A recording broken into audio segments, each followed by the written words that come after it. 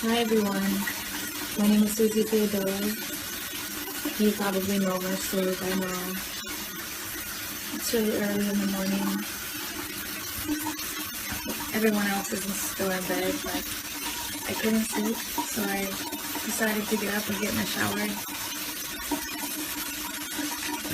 Sometimes I think better in the shower.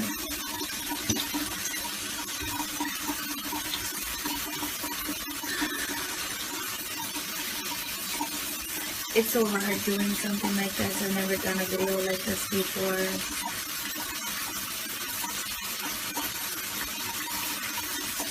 A year ago, last Saturday, my husband and I were driving through Connecticut, just on our way to Maine for the weekend. I was 38 weeks pregnant and we were really happy. I can remember being so happy. Finally getting to have a girl. We had decorated her room and bought her all of these little pink things, you know. We stopped at the hospital for some back pain.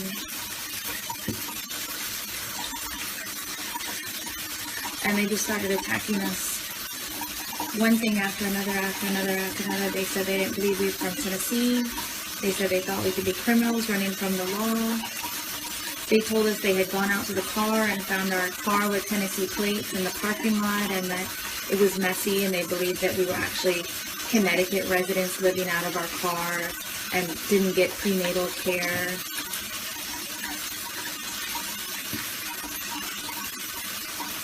It's just, you know, when you go into a hospital, you believe that the staff there are going to help you. That they're, you know, they would be supportive and compassionate, but they weren't. You just don't expect people to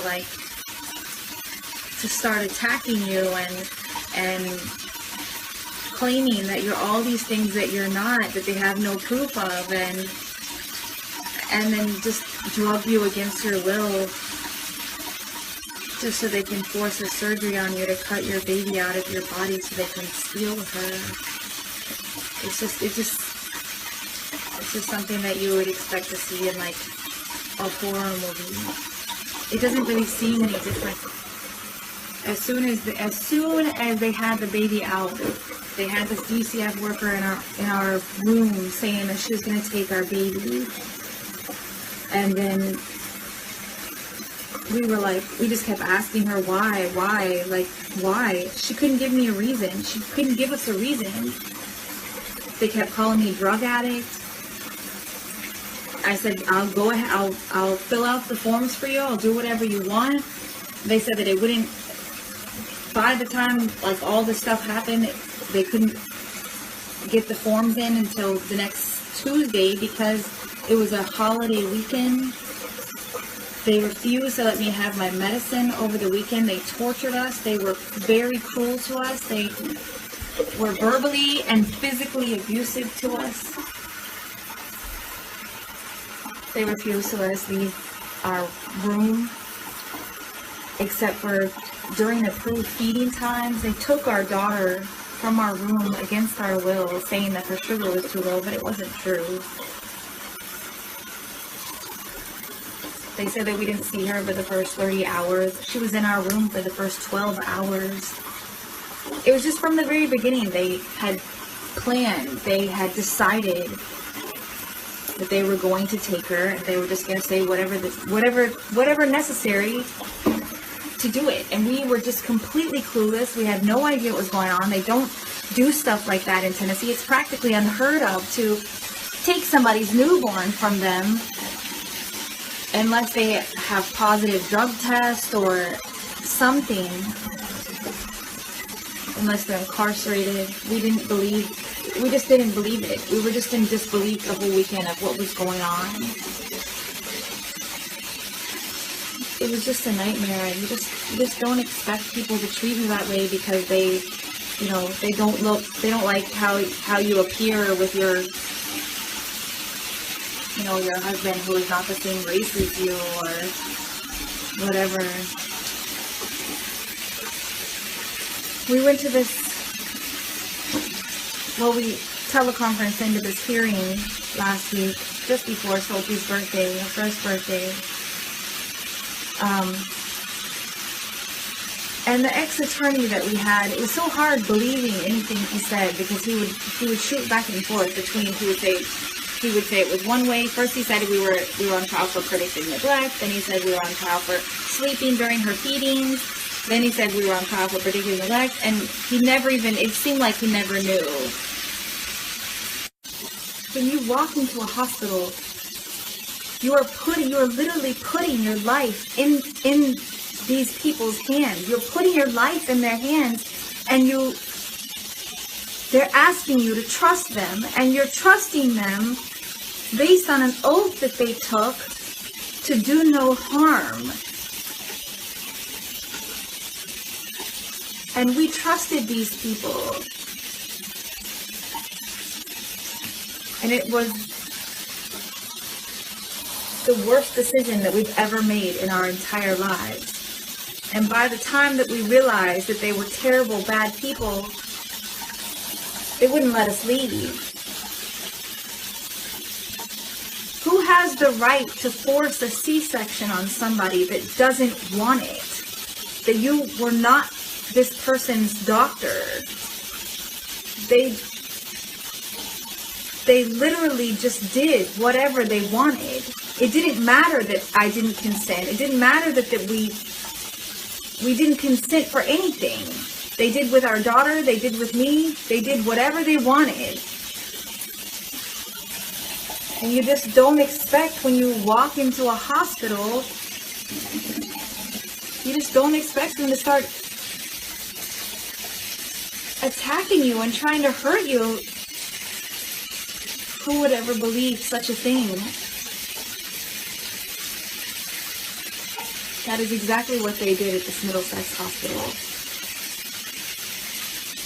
And it sounds like they've done it a lot before, and they've been getting away with it for a really long time. It's just terrible. They've been doing this for so long in Connecticut. Everybody there just thinks it's like, it's like a normal thing, but it's not. It's not normal to steal people's children and start claiming all these things that you have no proof of. It's just very wrong. What they did was a crime. Holding us there against our will, forcing the surgery on me to take our daughter out, and then stealing our child. What they did was a crime. And now they're all doing everything they possibly can to cover it up. They even have the governor's office in Connecticut calling up news stations in Nashville, Tennessee, telling them that we're scam artists and that we made up the whole story just to defraud the internet for money. Meanwhile, our poor daughter is living with these horrible foster family people that are incredibly abusive. The foster family insisted that they wanted to send her to daycare at 6 or 8 weeks old. We begged and begged them not to send our daughter to daycare. We told them about how fragile her immune system was. We are her parents. We didn't do anything wrong. We didn't do anything to deserve this. And sleeping through 2 feeds at the hospital does not condone child neglect. If that was true, every woman in this nation would have their children taken away from them at birth for sleeping during feedings while at the hospital recovering from surgery for child neglect. That doesn't make any sense. These people are stealing our children and selling them and giving them away to their friends. This foster mother is a state employee. She works for the state in the same court district, the same court system as the judge. She and her husband are like head stewards of the workers' union in Connecticut.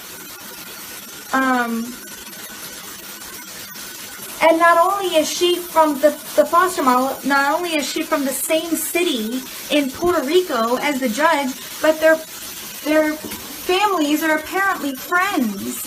I mean, how is any of this fair? They're never supposed to have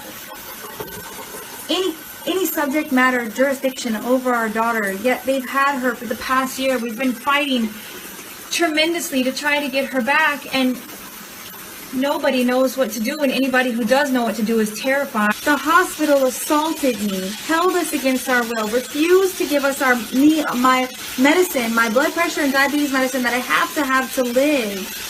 They tortured us both physically and psychologically. They refused at times to let us see our daughter. They refused to let us leave our room. They were extremely hateful and abusive. And then at the end, they stole our child. And it's been a year now.